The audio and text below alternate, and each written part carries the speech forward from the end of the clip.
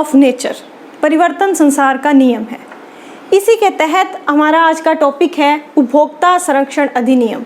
हमारा जो उपभोक्ता संरक्षण अधिनियम था वो पहले था 1986 का, और इसमें परिवर्तन होने जाकर नया एक्ट आ गया है जो है उपभोक्ता संरक्षण अधिनियम 2019। बतौर उपभोक्ता हमारे अधिकारों में आमूलचूल परिवर्तन कर दिए गए हैं। जैसे जैसे समय बदल रहा है, काफ़ी समय से यह आवश्यकता महसूस की जा रही थी कि इस संरक्षण अधिनियम में परिवर्तन किए जाने की ज़रूरत है, जिसकी घोषणा 18 जुलाई को हमारे केंद्रीय उपभोक्ता मंत्री रामविलास पासवान जी ने ट्वीट कर दी। जैसा कि आप जानते हैं कि हमारे चैनल का मोटिव ही ये है कि आपको लेटेस्ट जानकारी बिल्कुल टाइम पर उपलब्ध कराना। कल से यह एक्ट लागू होने वाला है और आज हाजिर हैं हम आपके सामने इस नए एक्ट के नए प्रावधानों को लेकर। मैं प्रियंका अरोड़ा आपका स्वागत करती हूँ हमारे YouTube चैनल द लाभ पॉइंट पर। आप हमारे चैनल को सब्सक्राइब करें, बेल आइकन पर क्लिक करें ताकि लेटेस्ट अपडेट और वीडियो आप तक जल्द से जल्द पहुँच सके। तो चलिए हम बात करते हैं उपभोक्ता संरक्षण अधिनियम में क्या क्या परिवर्तन हो गए हैं। पहले उपभोक्ता संरक्षण अधिनियम था 1986, और अब जो नया एक्ट आ गया है वह है उपभोक्ता संरक्षण अधिनियम 2019। 1986 से 2019 के बीच में 35 सालों का गैप और बहुत ज़्यादा परिवर्तन। क्या क्या परिवर्तन किए गए हैं? नंबर 1, जो पहले उपभोक्ता जिला मंच पर अपनी शिकायत करते थे तब उसका नाम था डिस्ट्रिक्ट फोरम, अब इसका नाम बदल कर दिया गया है कमीशन। डिस्ट्रिक्ट फोरम से नाम चेंज करके कर दिया गया है कमीशन कर दिया गया है।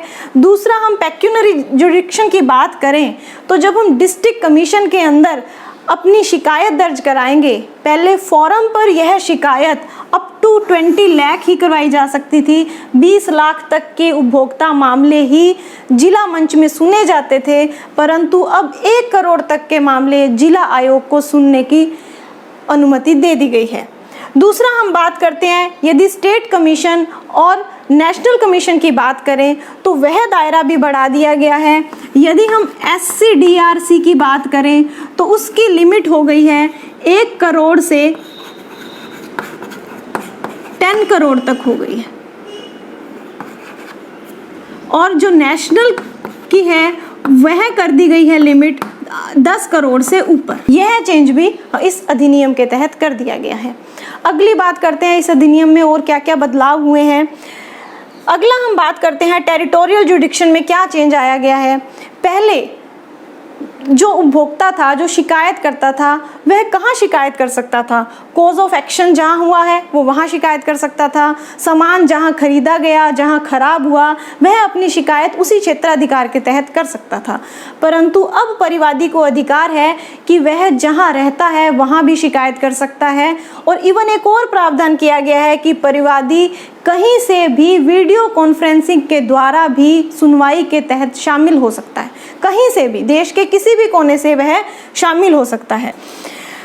पहली बार इस उपभोक्ता संरक्षण अधिनियम 2019 में क्या प्रावधान किया गया है? पहले जो ई-कॉमर्स था, ई-कॉमर्स के अंदर ऑनलाइन शॉपिंग, टेली शॉपिंग इस अधिनियम के तहत नहीं आते थे। पहली बार ऑनलाइन शॉपिंग और टेली शॉपिंग को इस नए अधिनियम के तहत शामिल कर लिया गया है। जैसे जैसे हमारा मोड ऑफ परचेजिंग चेंज हुआ है, वैसे वैसे ही इस अधिनियम के तहत जो कानून है उसके अंदर भी परिवर्तन लाया गया है। अब हम अगली बात करते हैं PIL की, यानी कि जनहित याचिका।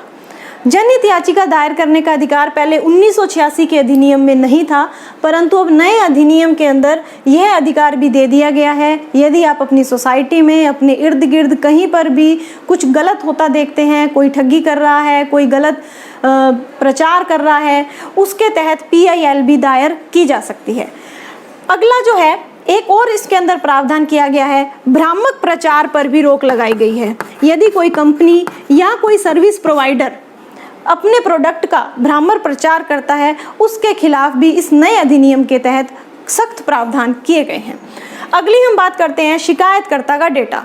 आज ऑनलाइन शॉपिंग के द्वारा क्रेडिट कार्ड, डेबिट कार्ड, इन सब के द्वारा जब हम परचेजिंग करते हैं तो हमारे बहुत सारे डाटा कंपनी के पास चले जाते हैं, लेकिन अब यह कंपनी की जिम्मेदारी होगी कि वह हमारा डेटा किसी के साथ भी शेयर नहीं कर सकता, हमारी निजी जानकारी वह किसी को भी नहीं दे सकता है। इसके खिलाफ भी इसके अंदर प्रावधान किया गया है यदि कंपनी ऐसा कार्य करती है तो। परंतु यदि शिकायतकर्ता ही गलत शिकायत कर देता है तो क्या होगा? शिकायतकर्ता के गलत शिकायत करने पर उस पर भी जुर्माने का प्रावधान है। यह प्रावधान पहले 10,000 रुपये था, लेकिन अब यह प्रावधान बढ़ाकर 50,000 रुपये कर दिया गया है। यदि पहले शिकायतकर्ता गलत शिकायत करता था तो उस पर 10,000 की जुर्माना लगता था, परंतु अब यह 50,000 रुपये का लगेगा। दूसरा, खाद्य पदार्थों को लेकर भी इसमें एक चेंज आया है। खाद्य पदार्थों में मिलावटी पदार्थ होने पर या अन्य किसी प्रकार की मिलावट पाए जाने पर कंपनी पर जुर्माना और जेल दोनों का प्रावधान किया गया है नए अधिनियम के तहत। जुर्माना एवं जेल दोनों का प्रावधान है इसके तहत। एक बहुत इंपॉर्टेंट बिंदु जिस पर अब हम बात करने जा रहे हैं वो है मीडिएशन सेल।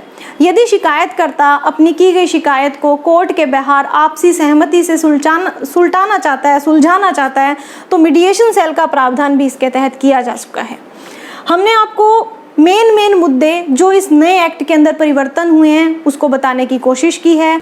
अगर आपको इस एक्ट से रिलेटेड कोई और क्वेरी है तो आप हमें कमेंट बॉक्स में लिख सकते हैं या हमें मेल भी कर सकते हैं, हमारे व्हाट्सएप नंबर पर हमें व्हाट्सएप भी कर सकते हैं, जिन सब की डिटेल आपको हमारे डिस्क्रिप्शन बॉक्स में मिल जाएगी। आपको यदि ये पूरा एक्ट जानना है तो उसका लिंक भी हमारे डिस्क्रिप्शन बॉक्स में आपके पास मिलेगा। आशा करते हैं आपको यह वीडियो पसंद आई होगी। और अधिक लेटेस्ट न्यूज़, एजुकेशन और लॉ से रिलेटेड यदि आप जानना चाहते हैं तो सब्सक्राइब करें हमारे चैनल को। वीडियो पसंद आए तो आप लाइक और शेयर ज़रूर करें। धन्यवाद।